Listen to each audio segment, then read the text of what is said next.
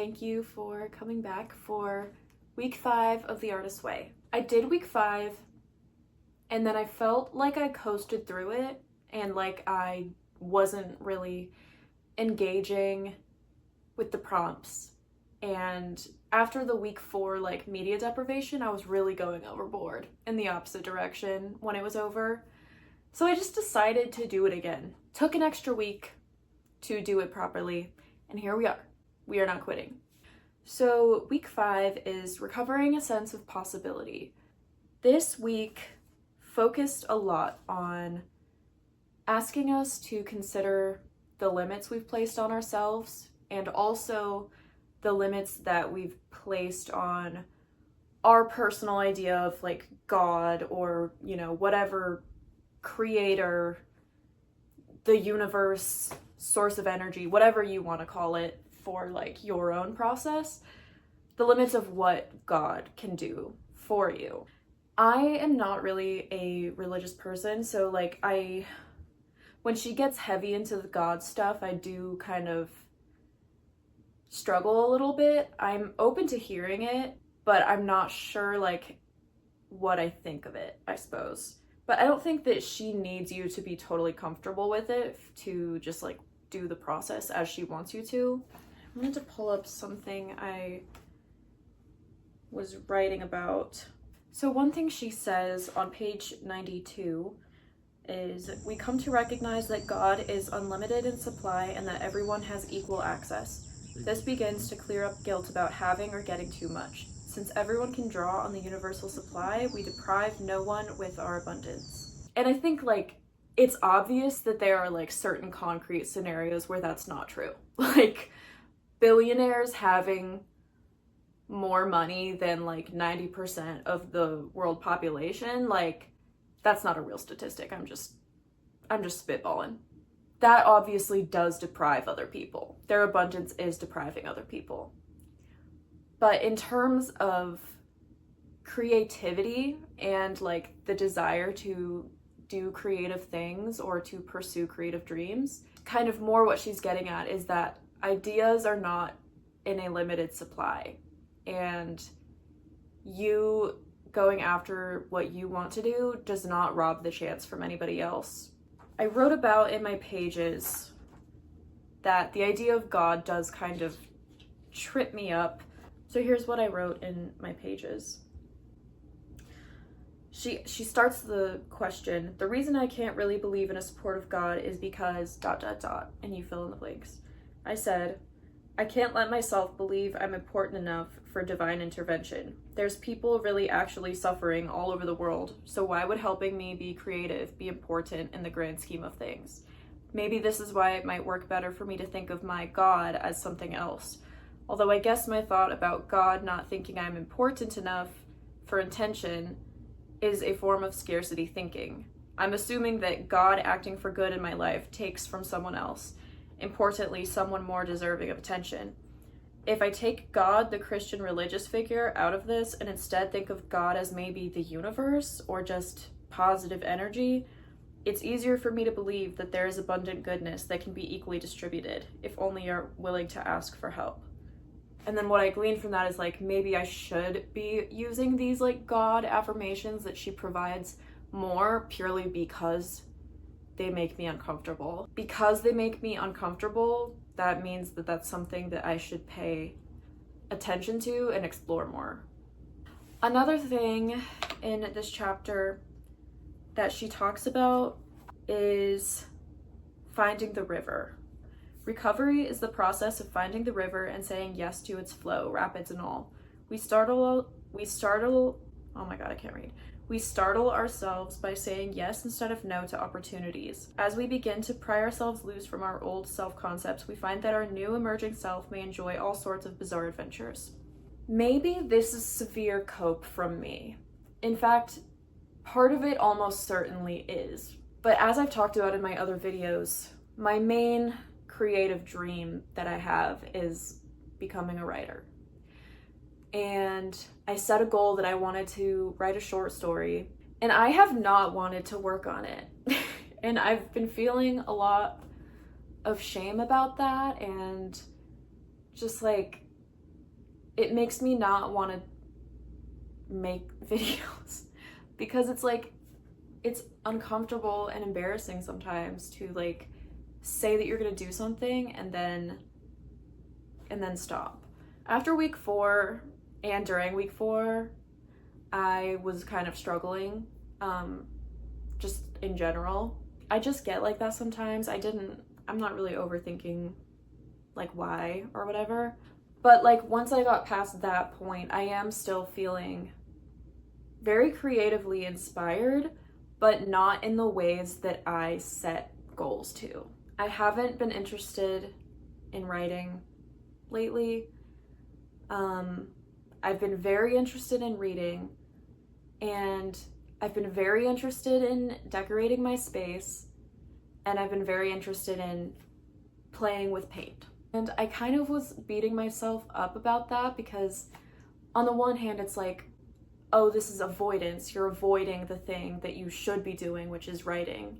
But on the other hand, it's like, maybe it's not avoidance. It's just like finding the river and like flowing with where my curiosity is taking me right now. No one is making me do the artist way. Like, I am doing it because I want to do it. I think that shame of like not having the outcomes that I like expected to have is preventing me from like being more involved in the process. I'm gonna do my best to stop resisting and just like do what my curiosity is calling me to do. And maybe it'll bring me back to writing and maybe it won't. I hope it does. I'm trying to discern what the line is between being complacent and finding acceptance. So I just kind of wanted to show you like the things that I've been doing. I was really feeling the urge to paint and like mix colors. I just really wanted to like paint for fun. I am not a painter in any way and I'm not good at it.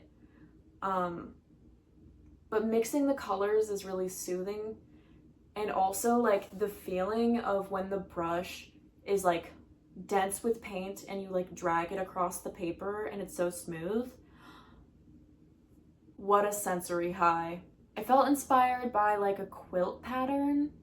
So I tried my hand at that. It looks a mess. It will not be going up anywhere in my house, but I had a lot of fun doing it and it just felt good to truly like play. The main project that I haven't been able to like get my mind off of has been decorating our bedroom. I really wanted to get a different bedding set. We had this orange duvet cover set, but in practice, I hated it so much. So you're supposed to tie the corners of your comforter to the corners of like the duvet cover. It looked so loose and floppy, and just like us pulling it in the middle of the night, it made it look so messy. And even when I made my bed, it didn't look nice. Like, it just looked messy and it really bummed me out. And the dark color was really bringing down the vibes. So I eventually settled on a powder blue quilt and I'm loving it so much more. This room does not get a lot of light. The 2 windows behind me, they always have to stay closed pretty much because there's a different building with like an outdoor hallway like 6 feet away. And I don't want to have to be constantly closing them. So we just keep them closed.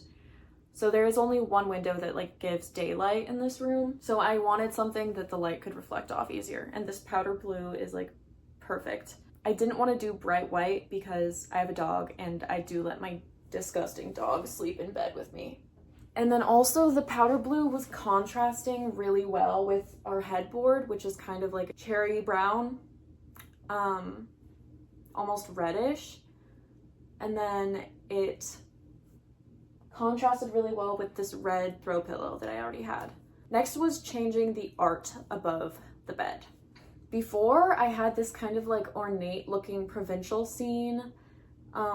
It's a really beautiful piece of art, but when I had it up, I was realizing that with that combined with the sort of already traditional headboard going on, too much extremely traditional stuff was kind of making it lean more grandma than I want it to. And grandma is a big part of my interior decorating style, but it was just like a little too unbalanced.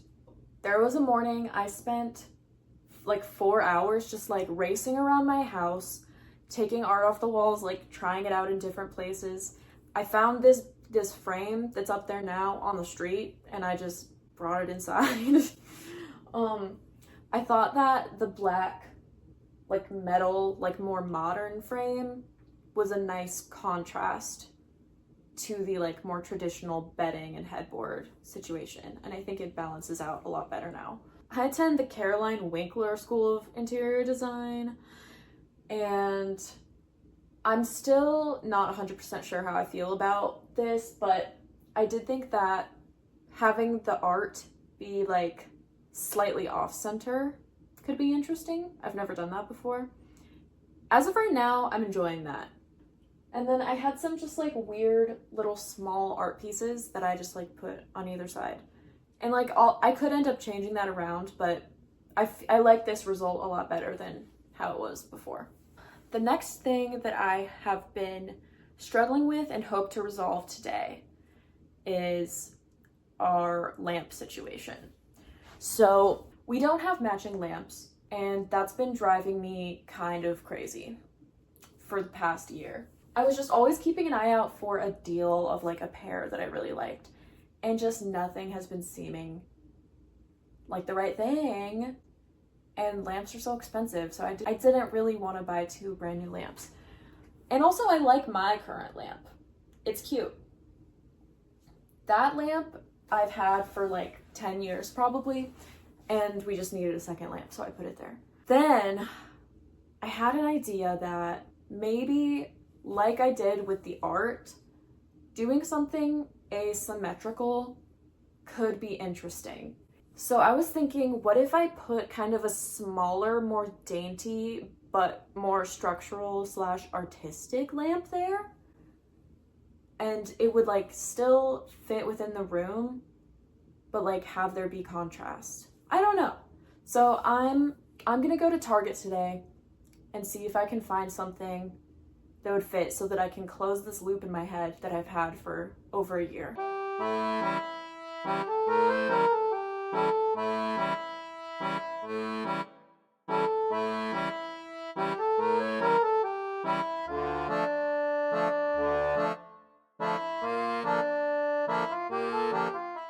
So let's do the just general check-in. Did you do your morning pages? Yes, I'm not sure how many days. Probably on average 4 days a week for the past 2 weeks that I have done this week. Oh my god, that was so many weeks in the same sentence. Did you do your artist date? I would say yes, but like kind of spread out over time. I didn't have like a structured like take myself out. But I did dedicate a lot of time to just like doing what I wanted creatively. So I'm gonna count that for me. Did you experience any synchronicity this week? And what was it? So this is like silly and kind of dumb, but the only synchronicity I experienced, and I only remembered because I wrote it down, but synchronicity was also mentioned in week 3. And she said to write down like 5 pieces of clothing that you want and see if they like come into your life. And one of the things I wrote down was a dark gray or brown 100% cotton knit cardigan. And I had my eye on like a few different options online that I was maybe gonna order at like Black Friday sale time. And then at the clothing swap, I got a dark gray 100% cotton cardigan that is perfect. And so, no, that's small, but I would say that's the only like true synchronicity that I've had, and that's okay. Were there any other issues this week that you consider significant for your recovery? Describe them. I would say just still trying to juggle all of the things that I want to be doing is really hard for me.